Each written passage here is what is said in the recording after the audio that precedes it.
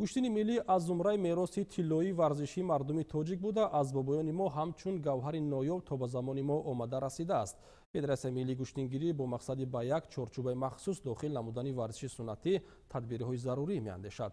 قبل از آغاز موسم نو نوگانی‌ها نیز شامل کرده شده است.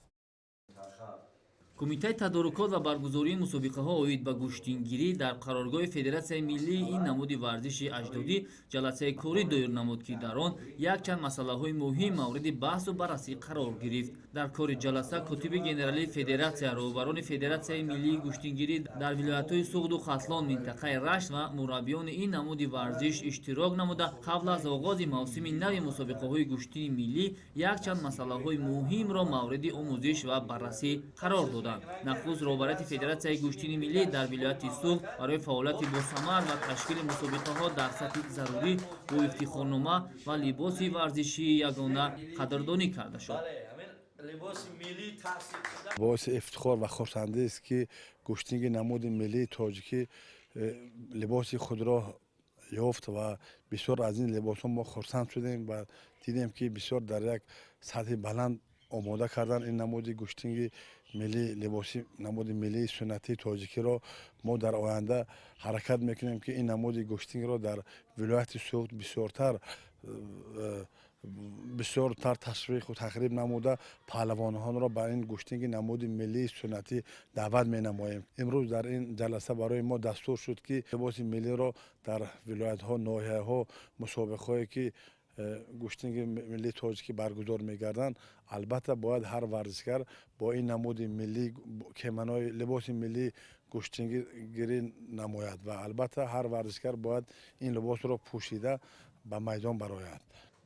مسئله اول این به نظام معاصر حجتگذاری یگانه شامل نمودن و آن را سر از 1 مارس سال 2021 در مسابقه ها جاری کردن بود که از جانب اعضایان کمیته تدارکات و برگزاری مسابقه ها هم‌آوازی عمیق پیدا نمود. مسئله دوم این معرفی لباس یگانه ورزشی بود که همکنون باری اول گوشتین ملی ما صاحب لباس یگانه ورزشی گردید. لباس ورزشی معروف به نام کیمانو از دو رنگ عبارت است که رنگ سفید رمزی بردباری و اقبال ورزشی و سعادت و سرفرازی است. رنگ سبز این رمزی سرسبزی ملت. آغاز موسم نو مسابقه ها گفته می شود که همکنون این دو رنگ در تمام مسابقه های گوشتین ملی کشور ما در تن اشتراکچیان جلوه خواهند داد. کاتب گنرالی فدراسیون ملی گوشتینگیری تاجیکستان عبدالله سیدخوجاєв میگوید گوشتین ملی ما با وجود تاریخ 5000 ساله داشتنش اما تا به حال لباس یگانه خود را نداشت. ما افتخار میکنیم از آن که لباسی گوشتین ملی تهیه گردید از جانب کمیته کاربر جوانان فدراسیون گوشتین ملی در یک جایی با دانشکده تربیت جسمانی و دیزاینران جمهوری و وزارت فرهنگ در درجه با یک چند مقامات داخلدار ما لباس گوشتین ملی را تهیه نمودیم که ای از رمزهای هم دولت و هم ملت در آن دیده می شود. گفتن امانت که گوشتین ملی تاجیکی زیاده 5000 سال تاریخ داشت تا عین حال ما با لباسی یعنی که بیگانه با مسابقه ها و با دورشان رو برآمد میکنیم با مثل لباسی زودو و مثل لباسی سامبو و با دیگر چیزا ورزشکاران ما برآمد میکردن. این یک نوآوری است در گوشتین ملی که گوشتین ملی سنتی اجدادی ما امروز لباس خود را دریافت. فدراسیون ملی گوشتینگیری تاجیکستان در همبستگی با طراحان و تاریخ شناسان و فرهنگ شناسان کشور طرح جدید لباس‌های ورزشی برای مسابقه‌های گوشتین ملی را تهیه و پیشنهاد کرد که در آن تاریخ نیاگان ما رمزهای دولتی، رنگ‌های مخصوص سفید، سبز و سرخ و نشانه‌های دیگر که تجسمگر صاحب دولت و صاحب تمدن بودن ما را نشان می‌دهد نقش و نگاری شده است. لباس‌های مخصوص گوشتینگیری باید چنین باشند. جفت ورزشگران یکی با لباس سفید و دیگری با لباس رنگش سبز رقابت می‌نمایند.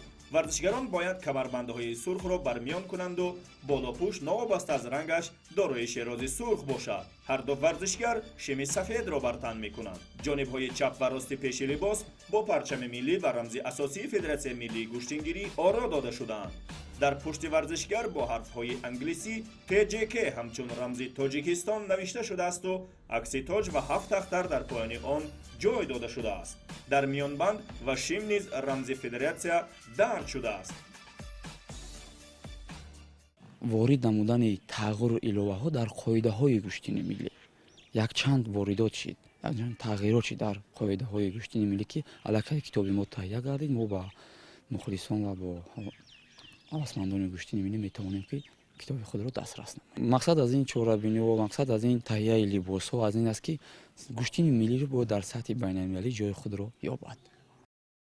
дар ҷавомат на танҳо либосҳои ягонаи варзишӣ, балки баланд бардоштани сатҳи дониши кори доварон вақти рақобатҳои варзишгарон, вақти иловагии таҳия ва нашри китобчаи қоидаҳои гӯштини миллӣ барои доварону мураббиён ва дигар масъалаҳои рӯзмарра мавриди баррасиву таҳлил қарор гирифт. мавриди зикр аст ки дар мусобиқаҳои қаблӣ ҳамеша баҳсу музокираҳо дар ин масъалаҳо бештар рух медоданд ки кумитаи тадорукоти баргузории мусобиқаҳои гӯштини миллиро маҷбур кард то барои ҳалли масъалаҳои мазкур тадбирҳои заруриро рӯй даст бигирад. иқдомҳои мазкур бо мақсади дар сатҳи баланд баргузор намудани мусобиқаҳои шаҳрию ҷумҳуриявӣ, аз байн бурдани шубҳаву баҳсу бенизомиҳо ва ҳатто ташкили мусобиқаҳои байналмилалӣ аз рӯи гӯштини миллӣ равона шудааст. тавре гуфта шуд, вақти он расидааст ки гӯштини миллии тоҷикон низ ба сату сифати нав бароварда шавад.